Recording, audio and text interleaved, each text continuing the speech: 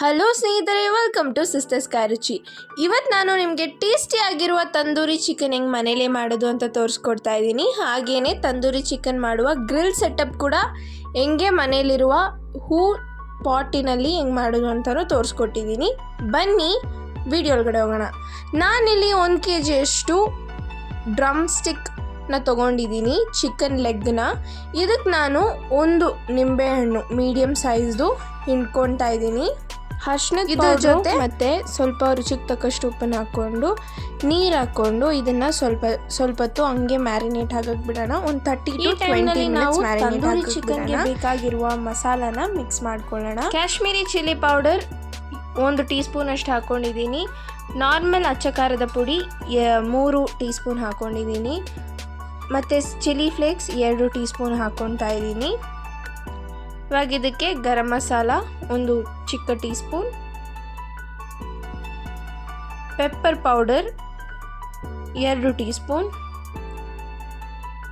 ಧನಿಯಾ powder 2 teaspoon, ಅರಿಶಿಣದ ಪುಡಿ 1 teaspoon, chicken masala 1 tea spoon,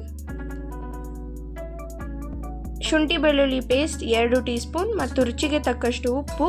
ಅರ್ಧ ನಿಂಬೆಹಣ್ಣನ್ನು ಚೆನ್ನಾಗಿ ಹಿಂಡ್ಕೊಂಡು ಇವಾಗ ಇದಕ್ಕೆ ನಾನು ಸ್ವಲ್ಪ 3 ಟೇಬಲ್ ಸ್ಪೂನ್ ಅಷ್ಟು ಮೊಸರನ್ನ ಹಾಕ್ಕೊಂಡು ಚೆನ್ನಾಗಿ ಕಲಿಸ್ಕೊಳ್ಳೋಣ. ಇದ್ರ ಜೊತೆ ನಾನು 2 ಟೀ ಸ್ಪೂನ್ ಅಷ್ಟು ಅಡಿಗೆ ಎಣ್ಣೆ, ಚಿಕನ್ಗೆ ನಾನಿಲ್ಲಿ ಸೆಂಟ್ರಲ್ ಕಟ್ ಮಾಡ್ಕೊಂಡಿದ್ದೀನಿ ಮಸಾಲೆ ಒಳಗಡೆ ಹೋಗಬೇಕು ಅಂತ. ಇವಾಗ ಎಲ್ಲ ಚಿಕನ್ಗೂ ಮಸಾಲೆನ ಈ ಎಲ್ಲ ಚಿಕನ್ನ ಮ್ಯಾರಿನೇಟ್ ಮಾಡಿಕೊಂಡು 3 to 4 hours ನಾನು ಹಂಗೆ ಬಿಡ್ತಾಯಿದ್ದೀನಿ. ನೋಡಿ, ನಾನು ಇದನ್ನು 3 to 4 hours ಫ್ರಿಜ್ಜಲ್ಲಿ ಇಟ್ಕೊಂಡಿದ್ದೀನಿ. ಓಕೆ, ಇವಾಗ ಸಾಯಂಕಾಲ ಆಯಿತು, ಟೈಮ್ 7 o'clock ಆಯಿತು. ಬನ್ನಿ ಹೆಂಗೆ ನಾನು ಗ್ರಿಲ್ ಚಿಕನ್ಗೆ ಸೆಟ್ ಮಾಡ್ತಾಯಿದ್ದೀನಿ ಅಂತ ತೋರಿಸ್ಕೊಡ್ತಾ ಇದ್ದೀನಿ. ನಾನಿಲ್ಲಿ ಮನೆಯಲ್ಲಿರುವ ಹಳೆ ಪಾಟನ್ನು ತೊಗೊಂಡು ಅದಕ್ಕೆ ಪಾಟ್ನಲ್ಲಿ ನಾನಿಲ್ಲಿ ಇವಾಗ ಗ್ರಿಲ್ ಮಾಡುವ ಇದನ್ನು ತೊಗೊಂಡಿದ್ದೀನಿ. ಡಿಮಾರ್ಟ್ನಲ್ಲಿ 99 ರುಪೀಸಿಗೆ ಸಿಗುತ್ತೆ ನಿಮಗೆ.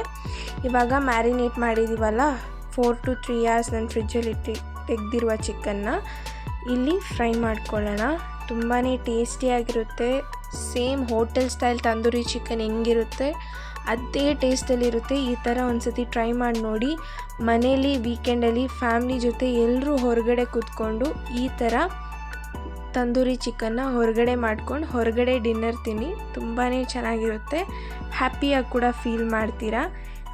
ಇದೇ ರೆಸಿಪಿ ಚಾನಲ್ಗಿಟ್ಟು ನೀವು ಸಬ್ಸ್ಕ್ರೈಬ್ ಮಾಡಿಲ್ಲ ಪ್ಲೀಸ್ ಸ್ನೇಹಿತರೆ ನಮ್ಮ ಚಾನಲ್ಗೆ ಸಬ್ಸ್ಕ್ರೈಬ್ ಮಾಡಿ ಮತ್ತು ಈ ವಿಡಿಯೋಗೊಂದು ಲೈಕ್ ಮಾಡಿ.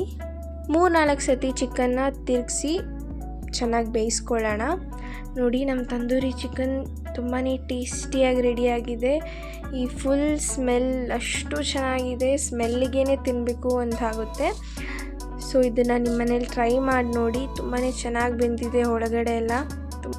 Thank you for watching.